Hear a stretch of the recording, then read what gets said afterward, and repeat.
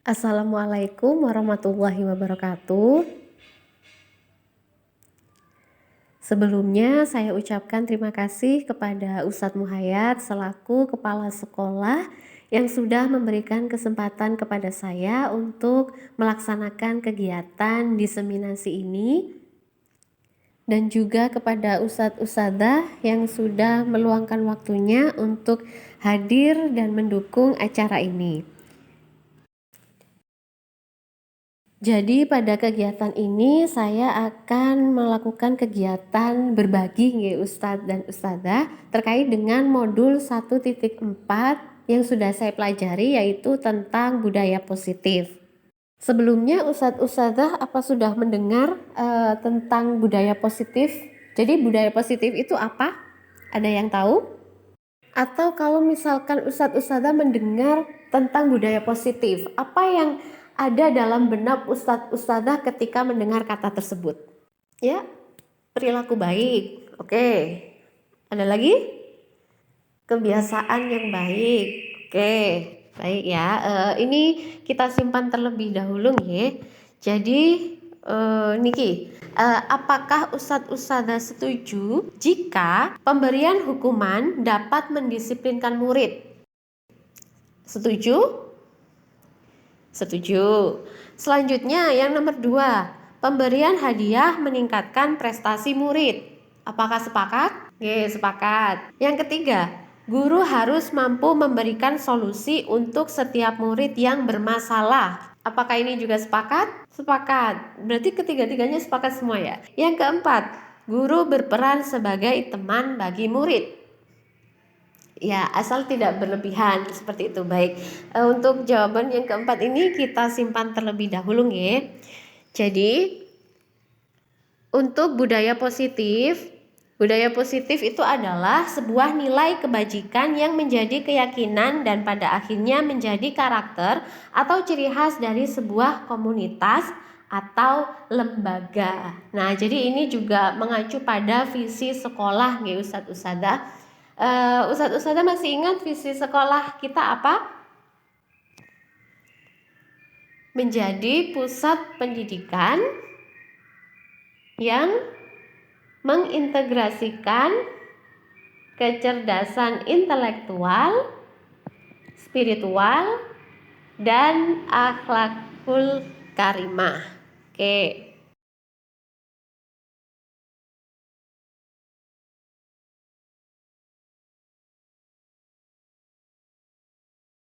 Dalam budaya positif terdapat konsep-konsep inti untuk menciptakan budaya positif. Di antaranya yaitu disiplin positif dan nilai-nilai kebajikan universal, kemudian teori motivasi perilaku manusia, selanjutnya keyakinan kelas, kebutuhan dasar manusia, 5 posisi kontrol, dan yang terakhir segitiga restitusi.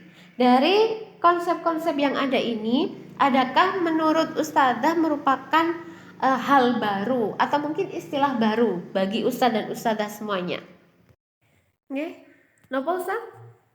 Ya, segitiga restitusi. Kemudian 5 posisi kontrol. Baik, sebelum kita ke sana, kita terlebih dahulu ke disiplin positif nggih. Baik, sebelumnya saya minta Ustadz Ustadzah untuk berpasangan ya. Jadi di sini ada kegiatan cobalah buka. Jadi berpasangan ya, Ustadz dengan Ustadz, Ustadzah dengan Ustadzah. Pas kan ya ini? Pas semua, ya. Jadi ini yang dibuka genggaman tangan ya Ustadz Ustadzah ya, genggaman tangan nanti yang dibuka. Nah,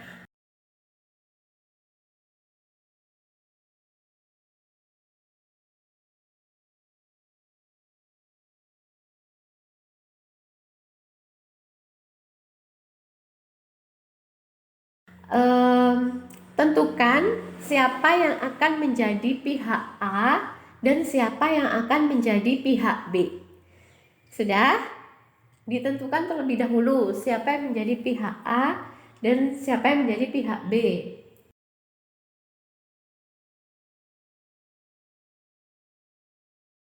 Sampun ya. Nah, selanjutnya pihak A Pihak A tangannya digenggam nggih. Bayangkan Anda memiliki sesuatu yang sangat berharga.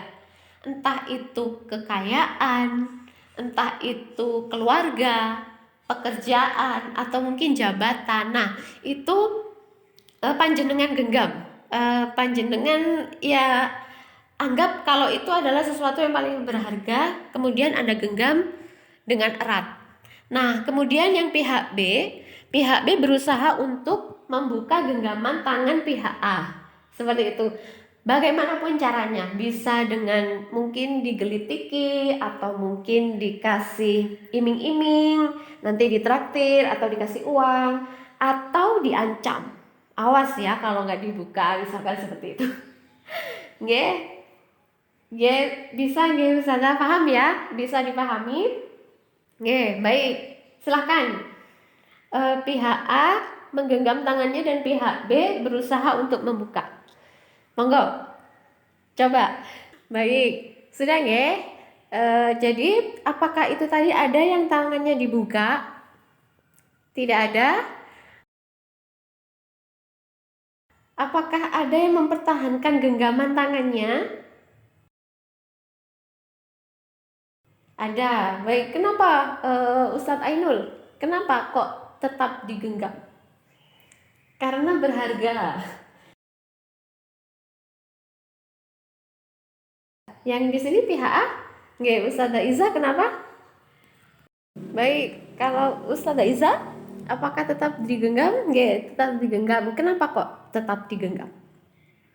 Karena ya sesuatu paling penting. Tadi tidak terpengaruh oleh Ustazah Tia? Oke, tidak, tetap digenggam ya berarti.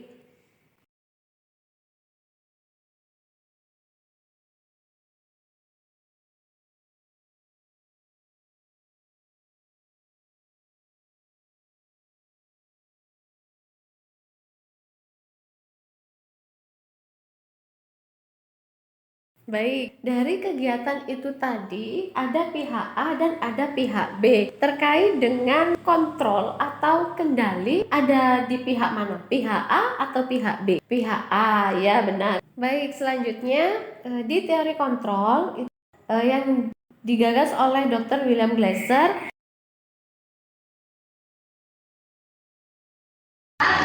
Konsepsi sebenarnya. Yang pertama, ilusi guru mengontrol murid. Jadi sebenarnya guru itu tidak bisa mengontrol murid. Kalau panjenengan berpikir dia mau melakukannya, saya bisa kok menyuruh dia melakukan ini dan dia mau. Itu bukan berarti guru yang mengontrol murid, tetapi muridlah yang mengizinkan untuk dirinya dikontrol oleh gurunya. Seperti itu.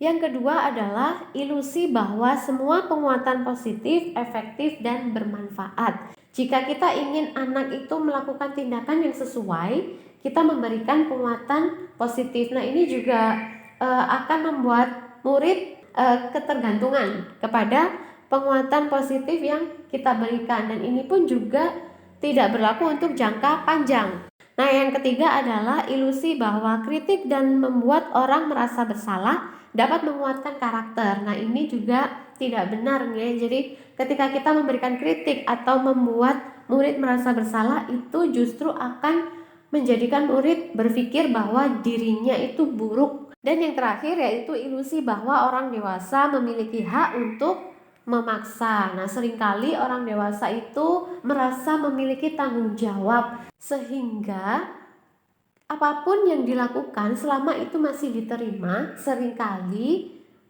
dilakukan dengan cara pengukuran kinerja. Nah, ini berarti kan tidak melihat prosesnya, tetapi hasilnya seperti itu. Nah, kemudian di sini ada perbedaan atau perubahan paradigma stimulus respon ke teori kontrol. Jadi kalau di stimulus respon, kita mencoba mengubah orang agar berpandangan sama dengan kita, padahal tidak. Setiap orang memiliki pandangan yang berbeda. Nah, di teori kontrol, kita berusaha memahami pandangan orang lain tentang dunia. Selanjutnya, perilaku buruk dilihat sebagai suatu kesalahan. Nah, kalau di teori kontrol, semua perilaku memiliki tujuan. Entah itu perilaku yang baik atau perilaku yang buruk, pasti ada tujuannya atau alasannya. Kemudian orang lain bisa mengontrol saya, itu kalau di stimulus respon. Sedangkan di teori kontrol hanya Anda yang bisa mengontrol diri Anda. Jadi ya kita sendiri yang bisa mengontrol atau menyuruh diri kita untuk melakukan suatu tindakan. Dan selanjutnya saya bisa mengontrol orang lain. Padahal kenyataannya ya kita tidak bisa mengontrol orang lain. Lalu di stimulus respon, pemaksaan ada pada saat bujukan gagal. Jadi ketika kita ingin anak itu untuk berperilaku, kita melakukan bujukan-bujukan. Nah, ketika mereka menolak, sudah pasti kita akan memaksa. Itu di stimulus respon. Tapi kalau di teori kontrol, kolaborasi dan konsensus menciptakan pilihan-pilihan baru. Jadi terdapat pilihan-pilihan yang bisa dipilih oleh murid untuk melakukan tindakan tersebut. Nah, yang terakhir yaitu model berpikir menang kalah, itu di stimulus respon. Kalau di teori kontrol adalah model berpikir menang-menang. Selanjutnya yaitu disiplin positif. Disiplin positif merupakan salah satu cara penerapan disiplin yang bertujuan untuk menumbuhkan kesadaran serta memberdayakan anak untuk melakukan sesuatu tanpa adanya penghargaan, tanpa adanya ancaman maupun hukuman. Jadi kalau disiplin itu kan biasanya gini, ketika anak melanggar ya sudah dihukum atau mungkin mendapat konsekuensi seperti itu. Tapi kalau disiplin positif itu tidak ada penghargaan, tidak ada juga hukuman maupun ancaman. Yang selanjutnya, Ustadzah masih ingat apa saja 6 profil dari profil pelajar Pancasila? Atau mungkin masih ingat dengan lagunya? Kalau ingat lagunya mungkin nggak apa-apa, monggo. Jadi kita ingat-ingat kembali nggih. Profil pelajar Pancasila ada 6. Yang pertama yaitu beriman, bertakwa kepada Tuhan Yang Maha Esa dan berakhlak mulia. Kemudian berkebinekaan global, bergotong royong, kreatif, bernalar kritis, dan mandiri. Nah,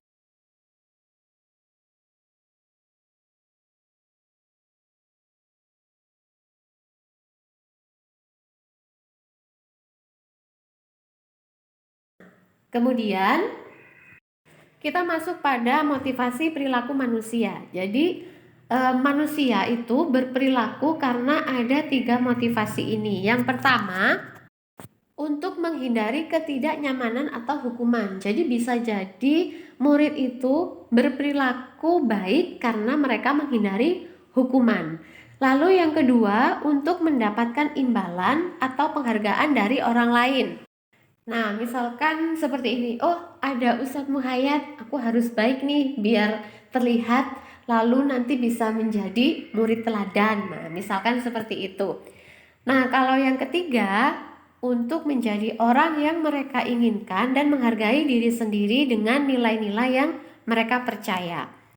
Jadi, untuk motivasi yang pertama dan yang kedua itu adalah motivasi eksternal, sedangkan yang ketiga adalah motivasi internal atau berasal dari dalam diri murid sendiri. Jadi, justru yang ketiga inilah yang bisa menjadikan atau membuat murid tersebut memiliki disiplin positif karena motivasi yang dimiliki adalah motivasi intrinsik.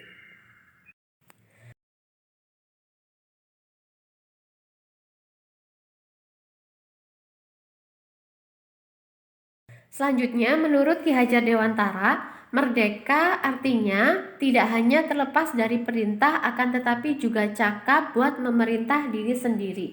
Jadi, murid bisa dikatakan merdeka jika mereka bisa memerintah dirinya untuk melakukan suatu tindakan, terutama tindakan yang positif. Karena tadi kembali lagi pada teori kontrol ya, bahwa ya hanya muridlah yang bisa mengontrol dirinya sendiri.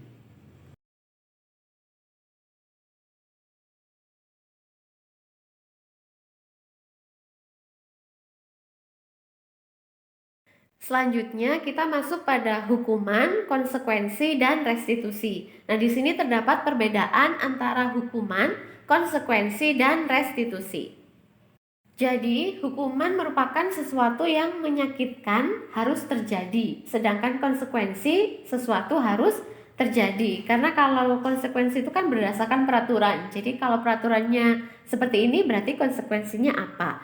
Nah, kalau di restitusi merupakan pilihan. Jadi, terdapat beberapa pilihan. Lalu kalau hukuman tidak nyaman untuk murid atau anak untuk jangka waktu panjang karena bisa menyebabkan semacam trauma gitu ya, atau mungkin dampak terkait juga emosi anak.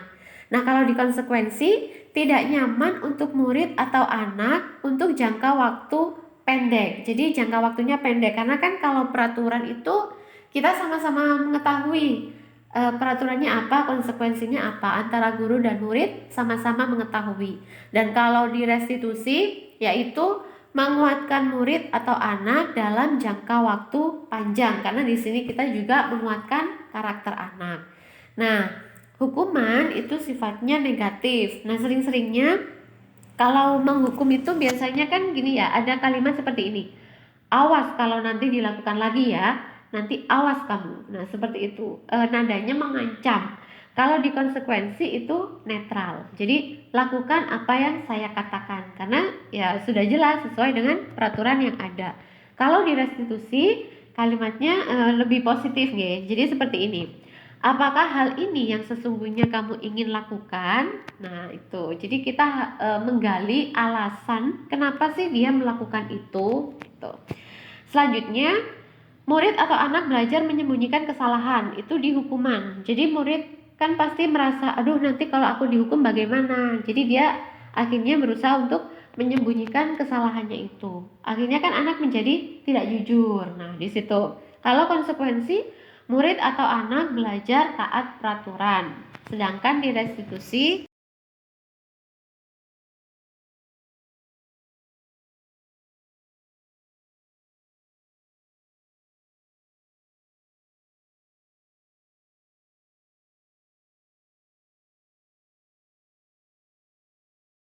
murid atau anak belajar taat peraturan.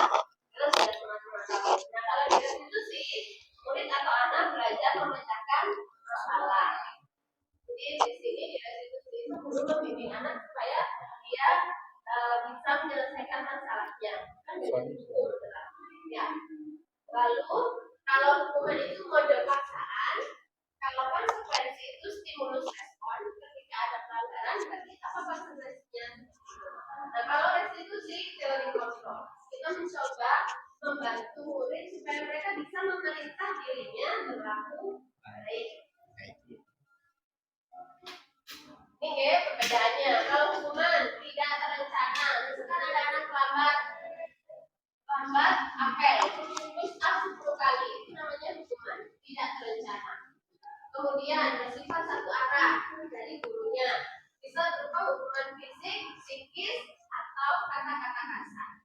Kemudian kalau konsekuensi bersifat terencana sudah disepakati. Bentuk-bentuk konsekuensi dibuat oleh pihak guru. Tetap ya, guru yang membuat kalau di konsekuensi.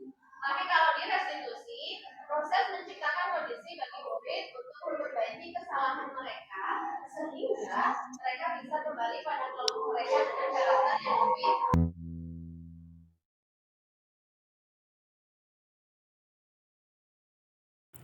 Yang berikutnya, ini ustadz-ustadzah memilih ya, hukuman ataukah konsekuensi. Yang pertama, lari mengelilingi lapangan basket 2 kali karena terlambat hadir di sekolah. Hukuman. Menggantikan kertas tugas teman yang telah dicoret-coret. Konsekuensi. Berdiri di depan kelas sambil mengangkat kaki satu karena tidak bisa menjawab pertanyaan. Hukuman. Lalu membersihkan WC karena merusak pensil teman.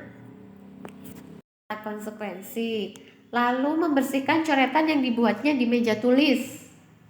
Oke, dan yang terakhir, murid diminta untuk push up 15 kali karena tidak menggunakan masker ke sekolah. Yang selanjutnya yaitu hukuman dan penghargaan. Nah, menurut Alficon, di Punished by Rewards pada wawancara AACD Annual Conference mengemukakan bahwa baik penghargaan maupun hukuman adalah cara-cara mengontrol perilaku seseorang yang menghancurkan potensi untuk pembelajaran yang sesungguhnya. Jadi penghargaan yang sesungguhnya adalah dia tidak akan belajar itu sendiri. Mereka bisa belajar dari kesalahan, mereka bisa belajar untuk lebih meningkatkan kompetensinya dan juga nilai-nilai yang memberikan penghargaan yang nilainya sama dengan menghukum. Menurut Alficon tadi ya. Jadi memberikan penghargaan itu terdapat pengaruh jangka pendek dan juga jangka panjang. Jangka pendeknya murid akan lulus selama ada hadiah, selama ada reward. Jangka panjangnya dia tidak akan tahu tindakan yang sudah dilakukan itu sudah baik atau belum, dia tidak akan tahu. Karena dia hanya mengejar itu rewardnya saja. Kalau penghargaan tidak efektif, seperti tadi ya, penghargaan itu kalau yang berikutnya yaitu penghargaan merusak hubungan. Nah, misalkan ada anak yang mendapatkan penghargaan, kemudian anak yang lain yang tidak mendapatkan penghargaan itu, dia akan merasa iri. Nah, di sini kan akhirnya ada hubungan yang menjadi tidak baik antara yang mendapat penghargaan dan yang tidak mendapatkannya, dan juga akhirnya juga akan ada persaingan. Yang berikutnya, penghargaan mengurangi ketepatan, menurunkan kualitas, dan mematikan kreativitas. Nah, ini tuh bisa dilihat nih pada penelitian itu bahwa ketika anak berusaha untuk mengasah potensinya, mengasah kreativitasnya, atau mungkin kualitas yang ada pada dirinya itu karena untuk mengejar reward atau mungkin juara misalkan. Nah, ketika dia sudah mendapatkan juara atau hadiah itu, ya sudah, dia akan berhenti. Dia tidak akan tahu bahwa potensi atau kemampuan yang dimilikinya itu sebenarnya bisa loh diasah lebih dalam lagi.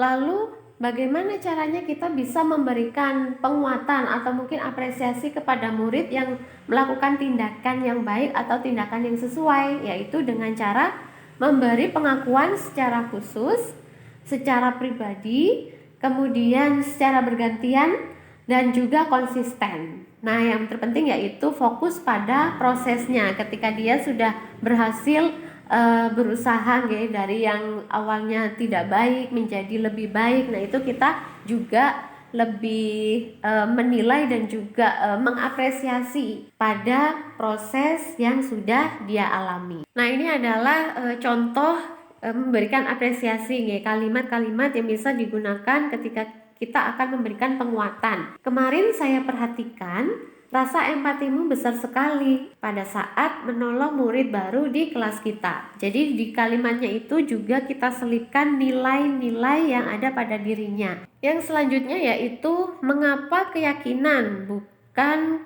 peraturan kelas. Mengapa keyakinan kelas bukan peraturan kelas.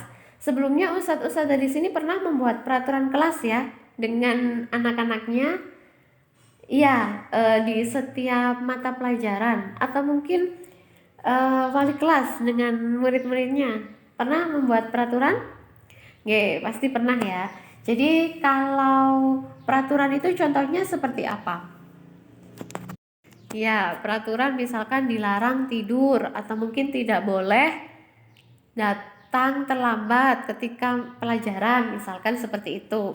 Nah, sebelumnya di sini ada contoh misalkan ketika ada peraturan mengendarai motor itu harus memakai helm. Nah, kalau ustadz-ustadzah di sini memakai helm itu karena peraturan atau karena kesadaran diri sendiri? Ya, tentunya iya benar, karena faktor kesehatan Jadi faktor keselamatan juga. Nah, kalau misalkan ya, itu berarti kan di dalamnya terdapat nilai-nilai atau keyakinan ya. Oh, kalau aku pakai helm nanti bisa ini setidaknya menjaga keselamatan seperti itu. Lalu kalau tidak mematuhinya nanti bagaimana kalau jika terjadi sesuatu? Nah, itu kan berarti sudah memiliki keyakinan. Nah, Di sini kita menggunakan keyakinan kelas ini tentunya untuk menanamkan nilai-nilai pada murid seperti itu.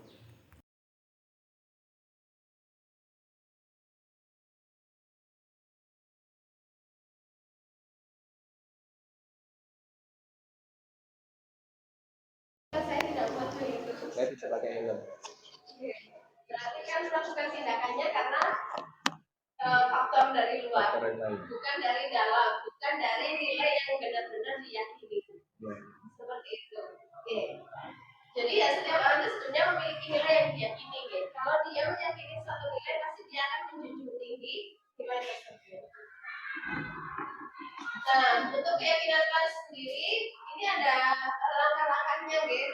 Mempersilakan warga sekolah atau siswa untuk mencurahkan ide tentang peraturan yang akan disepakati. Kemudian mencatat semua masukan. Ganti kalimat negatif menjadi positif. Tinjau kembali curahan pendapat yang dikumpul dan susun menjadi keyakinan kelas. Lalu tinjau ulang keyakinan kelas yang sudah tersusun. Meninjau dan menyetujui dan dengan menandatanganinya dan keyakinan kelas ditempel di dinding kelas. Jadi nilai-nilai kelas ini atau keyakinan kelas ini kita membuatnya bersama-sama dengan murid. Mereka yang punya ide kita kumpulkan jadi satu. Lalu kita golongkan supaya lebih keyakinan kelas itu kan yang baik itu tidak terlalu banyak dan semua warga kelas hafal dengan keyakinan kelasnya. Jadi bukan peraturan. Kalau peraturan itu contohnya seperti apa yang sudah dibuat? Gimana? Tidak tiket didenda. Itu kan negatif ya. Ada kata tidak di situ. Kalau diubah jadi kalimat positif berarti gimana? Tiket. Tapi harus ada nilainya. Jadi bisa kenapa? Belum melakukan piket. Belum itu negatif. Berarti nggak piket kan? Jadi kalau misalkan menjaga kebersihan kelas. Oke. Contoh kalimat positifnya menjaga kebersihan kelas. Jadi ada nilainya, kemudian kalimatnya berupa kalimat positif. Ada lagi peraturan lain di kelas? Tidur. Tidur. Tidak boleh tidur seperti itu. Dilarang tidur. Negatif. Negatif. Positifnya tidur lah. Lanjutkan tidur. Lanjutkan tidur itu positif. Nah, itu termasuk perbuatan baik ketika kita menyuruh murid tidur di dalam kelas. Tidur sejenak nanti belajar. Oh gitu. Tidur sejenak nanti belajar. Bagaimana? Kalau tidur kalimat positifnya gimana? Pulas. Oh, pulas. Pulas lah. Itu lebih dari tidur. Gimana ya? Tidur. Kita lihat kalau dia tidur itu sebenarnya mengganggu atau tidak. Kemudian merugikan dia atau tidak. Dia membantu yang lain. Kenapa? Kalau dia tidur yang lain terbantu. Oh, terbantu. Fokus. Iya, karena diam. Tapi bisa jadi itu juga membuat tidak nyaman. Kalau satu sadar sebagai guru ketika ada murid yang tidur. Iri biasanya sih. Kenapa? Yang nggak tidur iri. Iya, tentu ya. Kalau sebagai guru, posisinya kan sebagai guru ada murid yang tidur, itu sopan atau tidak sih sebenarnya? Tidak. Enggak. Berarti kalimat positifnya gimana? Jangan itu negatif. Oh iya, perhatikan. Tidak itu negatif. Dilarang negatif. Perhatikannya ya. Senantiasa memperhatikan guru atau mungkin saling menghargai dan menghormati. Ya, menghargai satu sama lain. Ini kegiatan membuat keyakinan kelas yang sudah saya lakukan di kelas 7B terkait dengan pelajaran bahasa Inggris, tapi juga bisa diterapkan di semua mata pelajaran. Dari murid menuliskannya, kemudian ditempelkan seperti itu, digolongkan dan lalu menyusun kalimat bersama-sama dan disepakati. Ini hasilnya. Ada 5 keyakinan dan semua murid itu harus hafal ya setidaknya. Kalau banyak-banyak nanti lupa. Jadi setidaknya ada 5 yang benar-benar diyakini. Masuk kepada posisi kontrol seorang guru.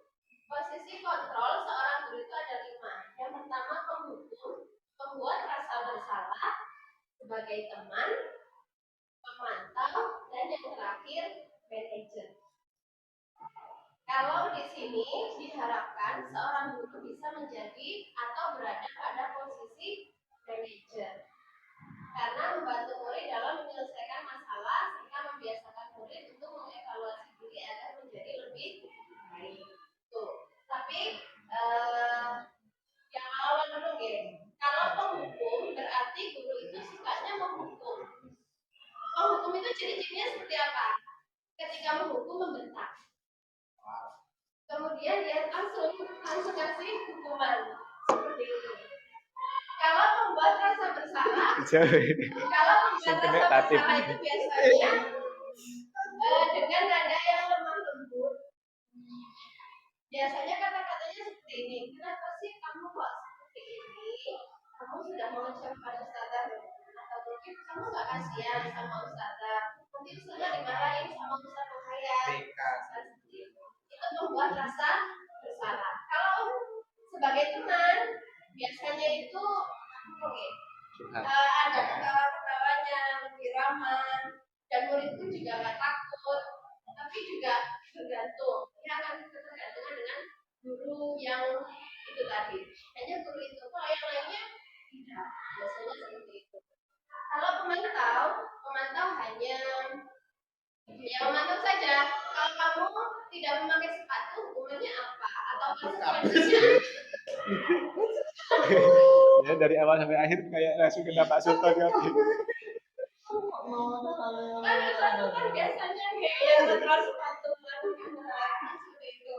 Jadi kalau pemantau hanya tinggal menanyakan saja berdasarkan data, menanyakan saja kalau misalkan kamu nggak pakai sepatu konsekuensinya apa? Hanya mengingatkan.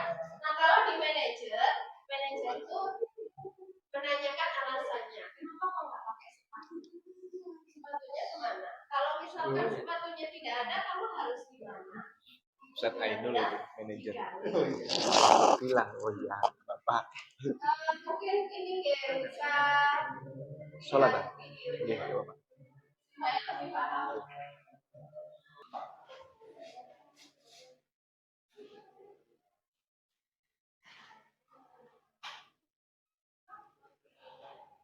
Nggak apa-apa nih, nggak pakai sound ya.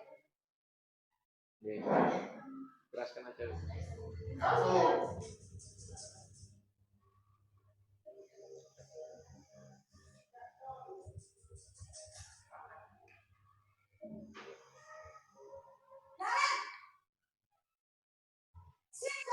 ini sebagai hukum. Selamat pagi, Bu. Selalu terlambat. Pak Sultan. Aku, saya. Apa coba? Alasan kamu apa lagi? Kapan sih kamu tidak terlambat? Malas sekali ya kamu jadi anak. Saya. Dasar malas. Yang kapok-kapok sih kamu. Sudah berapa kali terlambat? Sana. Kamu punya lapangan kasih. Sopo, Pak. Anaknya sopo, Pak. Kenapa saya harus terlambat? Kenapa? Kamu lawan ibu. Berani-beraninya jawab. Sudah terlambat, masih berani jawab pula. Sekarang, keliling lapangan basket 5 kali sekalian. Biar kapok. Cepat. Pergi sana ke lapangan basket. Posisi penghukum biasanya berbicara dengan nada tinggi, menghabis, menunjuk-nunjuk, menyakiti, dan menyindir. Hukuman bisa berupa fisik maupun psikis. Ibu dan bapak guru hebat. Dampak yang terjadi pada murid ketika guru berada pada posisi penghukum adalah murid cenderung akan memberontak, bahkan menyimpan dendam.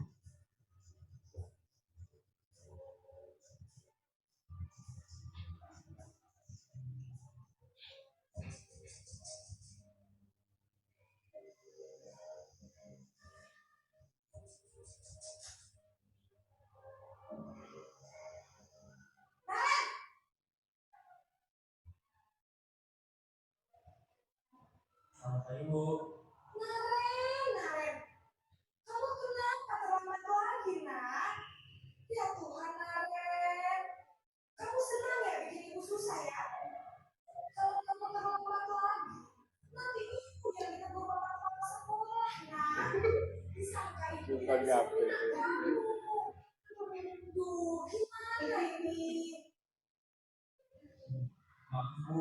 Lu Gusti Naren. Kamu suka ya kalau ibu tegur kepala sama papa? Terus sekarang ibu harus tulis apa ya ibu absen? Ini kamu sudah sering terlambat loh. Ibu harus apa coba? Maaf sekali. Ya sudah, lain kali jangan bikin ibu susah lagi anak ya. Ibu tidak akan kuat lagi kalau kamu begini terus. Bisa jantungan kalau bapak kepala sekolah. Saya cepat kelas. Maaf ya Bu. Maaf sekali. Posisi pemilik rasa bersalah berbicara dengan nada tenang, cenderung lembut, namun kata-kata yang diutarakan membuat murid merasa menjadi orang yang gagal, memandang buruk dirinya sendiri, merasa tidak berharga, dan tidak sanggup membahagiakan orang lain.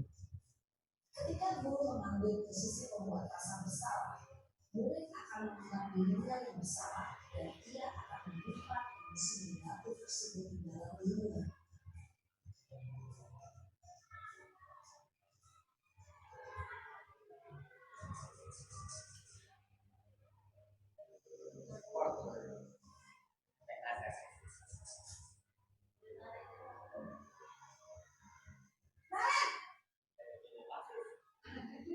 Akan ada. Wah, sudah jam berapa ini, Nak? Nggak Islam. Iya Bu, habis ibu saya lupa saya Bu. Kamu malah menyalahkan ibu kamu. Kamu bukannya anak yang paling kencang. Kok terlambat sih? Iya Bu, saya memang lambat malu tadi. Jadi biarpun saya lagi kencang, tetap berjenjang Bu. Ya sudah sana nanti lain kali hari lebih kencang lagi ya. Biar gak terlambat lagi. Bikin senang ibu demi ibu. Bisa kan? Bisa Bu. Ya sudah sana masuk kelas. Beresin urusan absen kamu. Kamu ini ada-ada saja. Nah, ini loh. Berbicara dengan nada suara akrab, cenderung bersenda gurau untuk menjaga suasana tetap santai. Murid akan merasa senang, aman, dan akrab dengan diri. Identitas yang tercipta adalah identitas sukses atau berhasil. Namun, perlu diingat, karena ini masih dorongan eksternal, maka ada faktor ketergantungan dari murid kepada orang tertentu. Di sini guru absennya, sehingga lain waktu murid bisa berperilaku baik, namun hanya kepada orang-orang tertentu saja.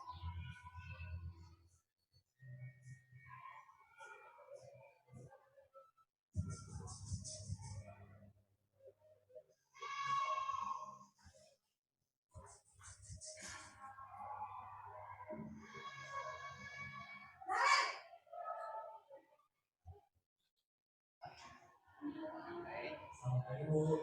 Kemarin, apa peraturan sekolah kita tentang jam berapa kita harus masuk sekolah? Kita harus di sekolah jam 7 Bu.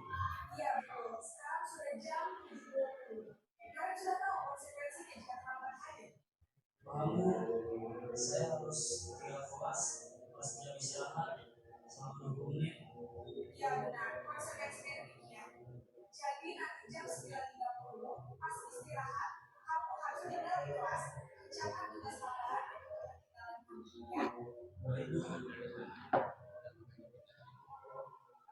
Posisi penonton mengandalkan perhitungan atau data untuk memonitor murid.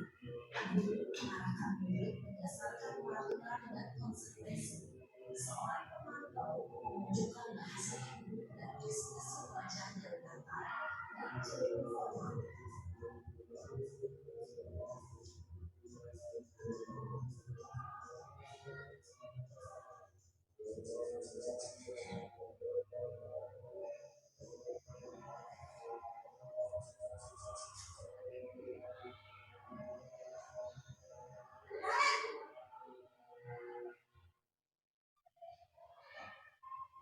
Selamat pagi Bu. Selamat pagi Naren. Maaf Bu, saya terlambat. Iya, sekolah masuknya jam 7, sekarang sudah jam 7.20. Jadi sekarang bagaimana ini, Karen? Maaf Bu, saya lupa salam saya semalam. Baiklah, menurut kamu, keyakinan sekolah yang mana yang perlu kamu tingkatkan? Menghargai diri sendiri dan orang lain mungkin Bu. Setuju. Jadi, apakah kalian meyakini prinsip saling menghormati tersebut? Ya Bu, saya meyakininya. Apakah kalian bersedia memperbaiki masalah keterlambatan ini? Bersedia Bu. Bagaimana kamu akan memperbaiki masalah keterlambatan ini? Saya akan coba untuk tidak lupa menyetel alarm saya Bu. Baik, kalau kalian mau punya alarm di rumah, ada orang yang kira-kira bisa bantu mengingatkan tidak? Ada Bu, karena saya Kak Emma. Ada lagi selain Kak Emma? Selain Kak Emma, ada ibu saya. Baik, jadi yang mengingatkan kalian adalah Kak Emma dan ibu kamu ya. Kira-kira akan mulai start alarm kapan nih kalian? Setelah pulang sekolah, akan segera saya lakukan. Baik, jadi kalian akan setel alarm untuk bangun besok pagi dan akan diingatkan oleh kakak dan ibu dan kalian ya. Ada lagi yang ingin kamu lakukan kalian? Agar tidak terlambat bangun lagi. Tidak ada Bu. Baik kalian, terima kasih untuk kerjasama kami. Sekarang kamu mau kembali ke kelas untuk belajar. Baik Bu, terima kasih.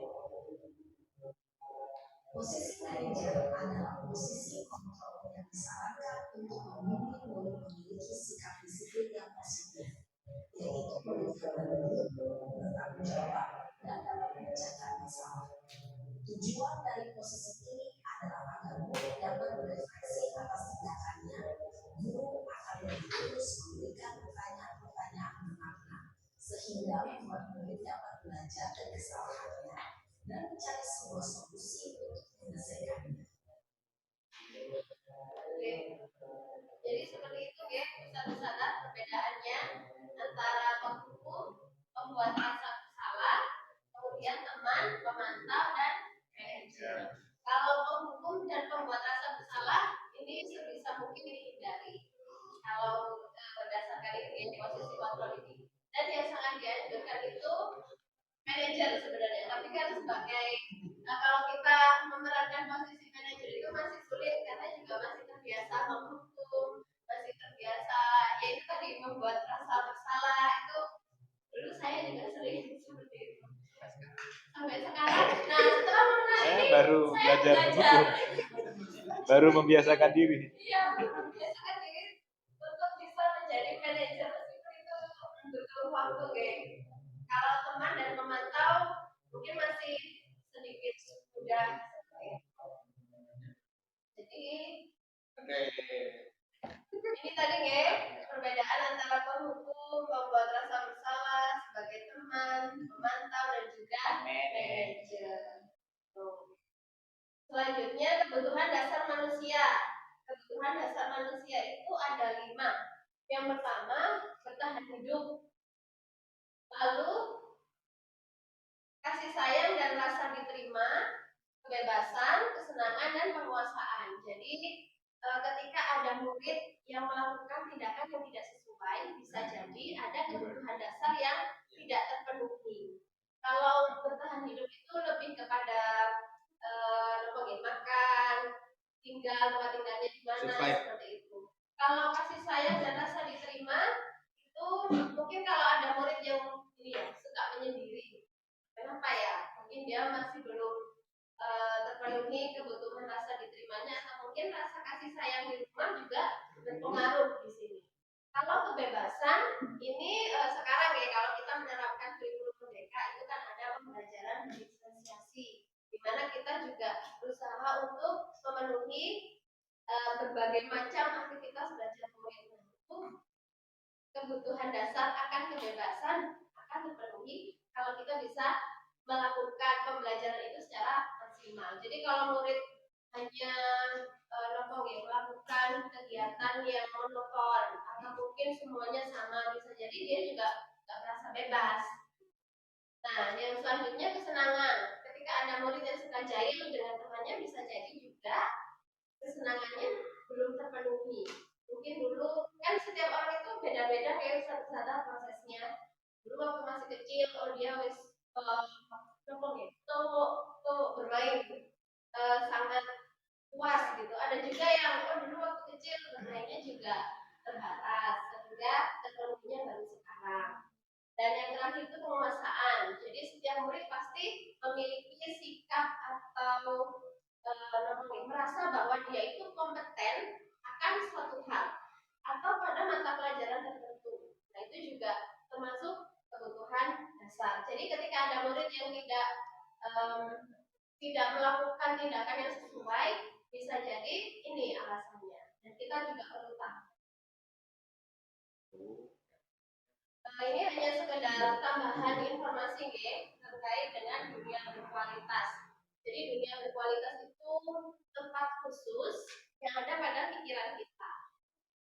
Jadi kita tidak bisa tinggal di sana, tapi kita bisa membayangkan terkait dengan representasi hidup seperti apa sih yang kita inginkan. Bisa dimulai dengan pertanyaan seperti, siapakah orang-orang yang paling penting dalam hidup Anda? Nilai-nilai kebajikan apa yang terpenting dalam hidup Anda? Pasti ada nilai-nilai yang diyakini. Atau mungkin kalau Anda menjadi orang yang ideal, karakter atau sifat apa yang Anda paling inginkan ada pada diri Anda? Lalu, apa pencapaian Anda yang Anda sangat banggakan selama ini? Apa pekerjaan ideal bagi Anda? Ceritakan bagian perjalanan hidup Anda di mana Anda merasa itulah titik puncak hidup Anda, dan yang terakhir, apa yang paling bermakna dalam hidup Anda. Ini tidak hanya kita setiap orang ada, termasuk juga murid. Nah, kita berusaha untuk mempengaruhi supaya ada nilai-nilai kebajikan dalam dunia berkualitas setiap murid tersebut. Dengan memunculkan motivasi intrinsik yang ada pada diri murid. Nih, murid kita juga mempunyai gambaran dunia berkualitas mereka. Jadi kita juga harus membantu. Selanjutnya tadi terkait restitusi. Nah, restitusi itu suatu tindakan. Tadi masih ingat apa tidak? Suatu tindakan untuk membantu murid dalam menyelesaikan masalah mereka dan juga untuk menguatkan karakter mereka. Ada 3 tahapan di kegiatan restitusi. Yang pertama itu menstabilkan identitas, kemudian validasi tindakan yang salah, dan yang terakhir adalah menanyakan keyakinan. Jadi ketika menstabilkan identitas, guru berkata seperti ini, berbuat salah itu hal yang manusiawi, atau tidak ada manusia yang sempurna. Bapak Ibu juga buat salah, kita pasti bisa menyelesaikan permasalahan ini. Bapak Ibu tidak tertarik untuk mencari tahu siapa yang benar, siapa yang salah. Bapak Ibu lebih tertarik untuk menyelesaikan masalah. Kalau kamu menyalahkan dirimu sendiri terus-menerus, apakah kamu bersikap baik pada dirimu sendiri? Nah ini, ketika ada murid yang melakukan pelanggaran, yang pertama kali kita lakukan kan berdialog kalau disarankan di sini yaitu melakukan restitusi. Jadi restitusi itu kegiatan dialog. Nah, yang pertama kalimat-kalimat ini yang bisa kita gunakan pada tahap menstabilkan identitas. Kemudian kalau sudah distabilkan identitasnya, kita validasi tindakan yang salah atau validasi kebutuhan. Seperti kamu bisa saja kan melakukan hal yang lebih buruk, tapi kamu tidak melakukannya kan? Misalkan ada anak yang berkelahi, tapi bisa. Nah, ini contoh kalimatnya seperti ini. Atau mungkin kamu pasti punya alasan mengapa melakukannya. Ini kembali pada kebutuhan dasar tadi. Bisa jadi ada kebutuhan yang tidak terpenuhi. Apa yang penting bagi kamu? Kamu boleh tetap berusaha menjaga sikap itu, tapi tambahkan sikap yang lain, yang baru. Maukah kamu belajar cara lain untuk mendapat yang kamu butuhkan tanpa harus memukul? Juga apakah kamu bisa melakukan dengan lebih baik besok lagi? Nah di sini tahapan tentang validasi kebutuhan atau tindakan yang salah itu. Lalu kalau sudah divalidasi tindakannya, kita ke menanyakan keyakinan. Apa nilai yang kita percaya di kelas atau sekolah kita? Kembali lagi, karena kan tadi sudah membuat keyakinan kelas Kembali lagi, keyakinan kelas kita itu apa? nilai-nilai universal apa yang telah kita sepakati sebelumnya. Kelas yang ideal itu seperti apa sih? Kamu ingin jadi anak yang seperti apa? Apa yang kamu rasakan ketika kamu melakukan itu? Kamu menjadi orang yang seperti apa? Nah ini, jadi tadi kan disiplin positif itu dengan tidak ada ancaman, tidak ada hukuman, tidak ada penghargaan. Ketika ada anak yang melakukan tindakan yang tidak sesuai, ya kita ajak untuk berdialog dengan menerapkan segitiga restitusi.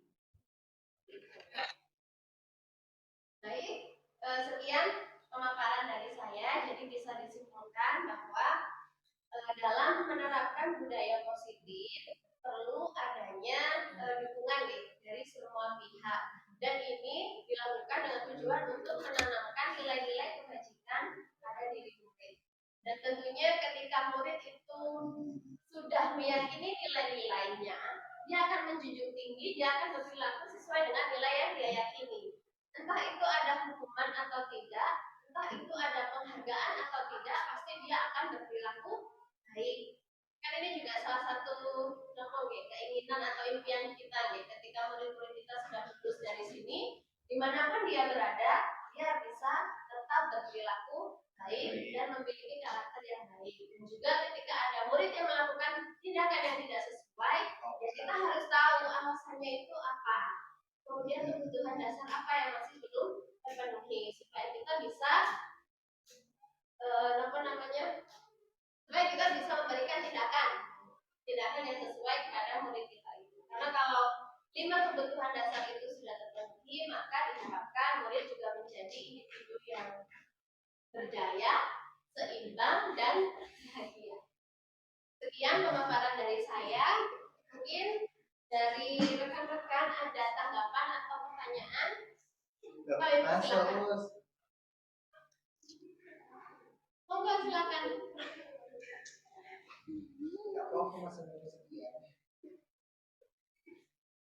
Mungkin ada tanggapan Ustaz atau pertanyaan Ustaz?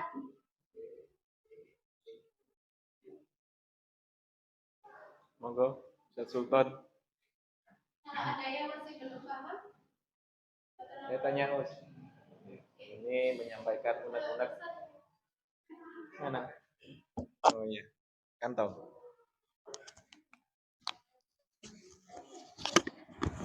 Saya ingin bertanya, ini bukan saya tapi ada teman guru terkait masalah kontrol diri, bahwa selama ini kita cenderung bahwa guru itu mengontrol siswanya dengan beberapa ucapan, tindakan, dan juga mungkin peraturan. Nah, cuman bagaimana kalau kemudian dari konsep tadi yang disampaikan, ketika guru melakukan sesuatu untuk siswa, misalnya dia melakukan bahwa siswa harus A, harus B, dan yang lain-lain, itu dengan anggapan bahwa siswa belum mampu mengontrol dirinya sendiri. Jadi bukan karena kita tidak mau memberikan kebebasan dia untuk mengontrol diri, tapi karena memang kita anggap belum mampu mengontrol diri. Sebagai contoh, mungkin Pak Sultan lebih tahu banyak ya ketika terkait masalah itu semuanya. Misalnya tadi masalah ketertiban, masalah kedatangan, masalah disiplin, masalah tidur di kelas, dan yang lain-lain. Bahwa sebenarnya kita tidak ingin bahwa kita harus melakukan ini semuanya, hukuman, mendisiplinkan, memarahi bahkan, dan yang lain. Sama sekali itu bukan dari keinginan dari guru-guru. Cuman tadi, bukan berarti kita tidak ingin mengontrol, tapi kata teman guru ini bahwa menganggap bahwa siswa tersebut belum punya kontrol diri. Itu sudah enggak. Belum peka. Itu juga salah satu tugas kita sebagai guru, karena kan guru itu menuntun peserta didik untuk menguatkan kodratnya. Salah satu kodratnya itu kan karakter. Jadi ibaratnya murid itu kan seperti bukan selembar kertas yang kosong, bukan juga kertas yang bisa kita warna semau kita atau digambar semau kita, tapi di situ ada yang sama-sama di situ. Pasti setiap anak itu memiliki karakter bawaan. Nah itu kita kuatkan. Kita memang harus tahu karakter anak ini itu sebenarnya seperti apa sih, potensinya itu seperti apa sih. Bisa jadi kalau ternyata dia masih belum bisa mengontrol ya, karena karakternya itu mungkin bisa jadi seperti ini, dia juga bingung ini harus gimana ya, ini seperti apa ya, pengennya gimana, dia masih bingung di situ. Nah memang salah satu tugas guru dalam menuntut itu yaitu untuk menguatkan tulisan-tulisan atau garis-garis samar yang ada pada diri anak. Jadi menguatkan karakternya ya dengan mengetahui yaitu aslinya itu seperti apa sih. Maka dari itu kan memang dialog itu penting ya Ustaz Isada, pendekatan kepada murid-murid itu sangat penting untuk dilakukan. Itu seperti itu bagaimana? Oke, Mungkin lanjut Pak Sultan. masih ngambang ya.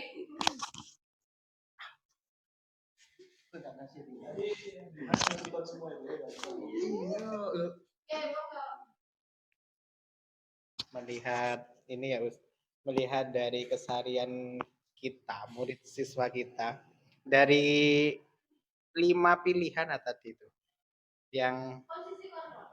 itu lebih cocoknya yang mana Us? Yang mana? Posisi kontrol. Ya, ya. Yang pasti kalau untuk penghukum atau pembuat rasa bersalah itu menuju ke identitas gagal, karena dampaknya itu tadi jangka panjang dan itu juga berpengaruh pada diri murid. Nah yang disarankan itu teman, pemantau, dan manajer. Teman, pemantau, manajer. Teman itu paling rendah lah setidaknya. Kemudian pemantau. Nah yang paling ideal itu manajer. Seperti itu. Jadi yang disarankan teman, pemantau, manajer. Kita sudah masuk ke pemantau. Oke, kalau panjenengan posisinya di mana? Saya penghukum, pembuat rasa bersalah, terus ya manajer, ya pemantau, teman belum. Kalau saya itu dipantau. Pilihannya. Ada yang melakukan pelanggaran dipantau. Yang sering Us ya, penghukum. Penghukum. Tadi aja tak suruh nyapu, yang telat. Oke, karena itu memang rokok ya terbiasa ya, masih terbiasa seperti itu. Dan murid pun juga Nah, kan kalau Us misalkan nggak ada hukuman nggak jerah gitu ya. di posisi penghukum itu kan kayaknya sudah jahat, sudah apa ya, wow gitulah ya. Tapi anak-anak itu pancet aja Us, ya apa ya, tetap aja gitu, nggak ada efek jerahnya. Ya itu kita memang harus tahu alasan sebenarnya itu. Nah gitu. Alasannya dia melakukan itu kenapa sih? Setelah Masih antri disuruh gede, masih disuruh dikongkon salahin piket, terus leka piket seneni. Nah itu kan kembali lagi, akhirnya ya dikorek-korek lagi. Kenapa kok dia masih piket? Terus yo wis ta sampean nyangun aku state ngomong ngono. Aku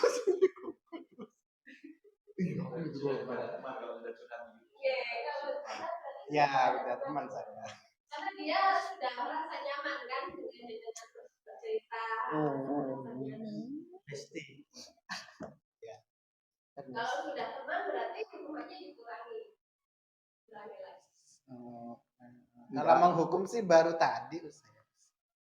Kemarin-kemarin cuma nyapu-nyapu. Memek nyeneni ngono wis marahi. Rasa bersalah. Rasa bersalah. Kalau menghukum baru tadi. Meningkat. Kalau masih melanggar, dia bilang kalau sekolah itu masih Oh saya tadi gini Us. Tadi saya gini Us. Mau nyapu apa Ustazah Naili kesini saya gitu. Anak-anak milih nyapu berarti apa? Iya. Capek itu musikku.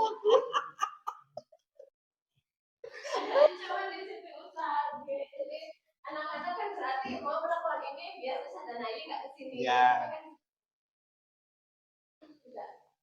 Apa gitu? Pokoknya jadi gini loh, kalau ada motivasi eksternal berarti itu tidak bertahan lama. Bertahan lamanya itu Tidak apa? akan bertahan lama. Dia akan melakukan tindakan Oh, yang baik tetap ya karena berulang. ada reward, karena ada hukuman. Seperti itu. Oke, sadarannya berkurang kan. Kemarin itu waktu Tapi lo Us. elaborasi iya kenapa? Tapi lo Us ya, kayak Ustazah Naili, kayak Ustaz Muayyad itu enggak henti-hentinya memberikan sosialisasi arahan gini. Itu kan sampai ada buku tatib dibuatkan ini kan itu kan bukan sebuah yang masuk hukuman gitu, tapi tetap aja gitu loh. poin itu walaupun nggak ditindaklanjuti, mohon maaf.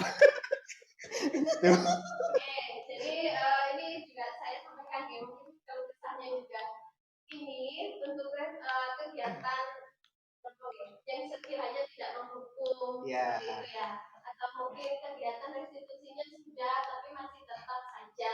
Ini juga perlu dukungan dari semua pihak. Tidak hanya di sekolah, tapi juga di ma'had. Karena kan murid juga tinggal di ma'had. Kemudian di rumah, bisa jadi orang tuanya juga masih seperti itu. Kamu salah, hukum. Kamu dapat ranking 1 diberikan handphone. Itu kan juga berbagai di sekolah sudah melakukan, tapi ternyata di rumah seperti itu. Jadinya kan instan gitu. Dan ini memang bukan proses yang singkat. Bukan waktu yang lumayan lama dan harus ada konsisten komitmen dari semua pihak, murid-muridnya juga. Dan ya mungkin ada kalanya kita kayak capek gitu ya, udah berkali-kali masih tetap. Kok muridnya sadar aja enggak? Ini jujur tertarik untuk membahas ini karena memang bicara masalah yang lain itu dengan Solo. Itu seperti apa ya? Kita itu butuh mau pakai cara mana lagi ya? Karena tadi beberapa contoh kebetulan yang contohkan adalah video ketika terlambat, sehingga dengan mulai penghukum, dia penghukum sampai kemudian pada tingkatan manajer. Kita pada posisi yang paling keras bahasanya Pak Sultan itu lo nggak jerat-jerat dan yang lain. Apalagi kita mau seperti manajer kemudian memberikan kamu masalahnya apa begini dan yang lain-lain. Itu yang terjadi adalah mungkin sudah kali ya. Artinya kita sudah bukan dari yang penghukum ke ini, kita mencoba dari kita sebagai manajer dulu sampai akhirnya kemudian nggak mempan kita harus jadi penghukum ini gitu. Sebalik ke situ. Kemudian yang kedua Ustazah, ini perlu mungkin apa kita yang salah ya dengan cara seperti ini. Kok enggak, saya kan ada berpikir begitu, apa kita yang salah ya kok selama ini anak-anak itu enggak apa ya, kita sudah mencoba beberapa cara tetap saja bolak-balik. Sampai saya katakan pada guru-guru monggo sadar, bukan hanya saya atau Tati tapi semua guru terlibat ketika melihat anak baju dikeluarkan, nggak pakai seragam, itu bukan hanya tugasnya Tati, tugasnya kepala sekolah, tapi semua dari kita. Dan terutama dari pondok, ketika sebelum berangkat anak ini nggak pakai sepatu ya, guru pondok sudah harus tahu itu. Jadi menjadi semua pihak tadi. Maka perlu saya kira, ayo kita sharing di sini, mungkin bukan hanya di forum ini, tapi juga di waktu-waktu yang akan datang, untuk kemudian kita hal-hal semacam ini bisa punya solusi yang tepat. Tadi seperti perlu sharing dan yang lain-lain.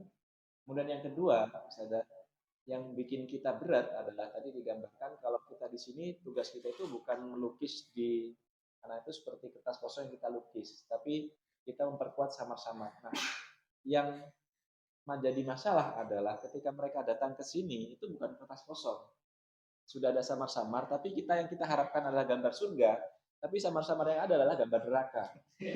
Jadi itu yang terjadi yang selama ini, sehingga aku yang mau memperkuat, kalau saya perkuat ini gambar yang ada jadi neraka ini, padahal harapan kita adalah surga. Nah itu kendala yang selama ini kita hadapi. Jadi mereka kesini itu bukan kertas kosong, mereka sudah membawa beberapa coretan yang itu api di sini kok elek kabeh gitu kan anak gitu. Nah itu yang mungkin yang sering dihadapi Pak Sultan. Maka saya tidak menyalahkan kalau Pak Sultan pada posisi terhukum, karena kalau yang teman itu Ustadz Ainul biasanya. Mantap, itu saya kira itu sebagai mungkin tanggapan, dan mungkin ke depan perlu banyak masukan dari bukan hanya dari Ustadz Dani ya, dari Ustadz yang lain, karena memang banyak hal terkait masalah kedisiplinan, ketertiban, dan terutama pembangunan karakter kepada anak-anak ini yang menjadi ketiga ya. Kita ngomong masalah berakhlakul karimah, jangankan berakhlakul karimah kepada orang lain, kepada orang tua, kepada masyarakat. Kadang akhlak terhadap diri sendiri aja mereka nggak mengerti. Itu sadar. Ya, terima kasih. Terima kasih Ustaz. Ya, sama kehidupan bahagianya dirasakan. Dan itu berarti kan memang lingkungan mereka kan Ustaz. Mereka masuk ke sini, mereka sudah mendapatkan pengaruh-pengaruh itu, dan ya agak berat ini. Butuh usaha yang lebih, butuh kolaborasi dan kerjasama yang lebih kuat lagi untuk kita semua. Ada tambahan lagi? Ada bau sedikit. Ya, monggo Ustaz Ainul. Apa?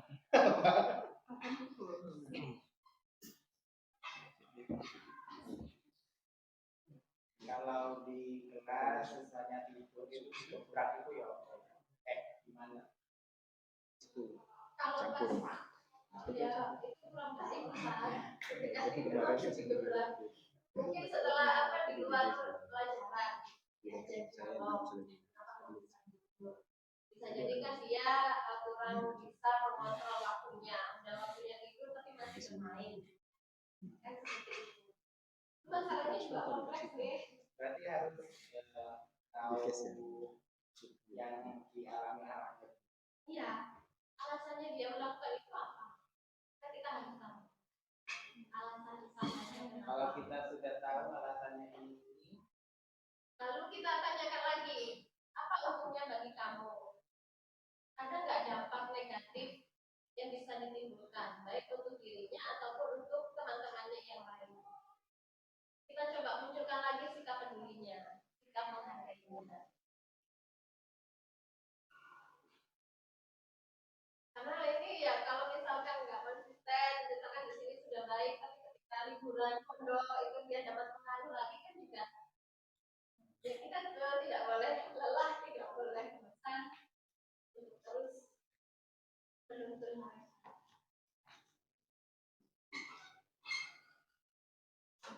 Cukup? Sudah cukup, baik. Kalau sudah, terima kasih atas waktu yang sudah diberikan, atas waktu yang sudah diluangkan. Semoga apa yang sudah saya sampaikan bisa bermanfaat untuk kita dan ustazah sekalian. Saya akhiri, wassalamualaikum warahmatullahi wabarakatuh. Waalaikumsalam.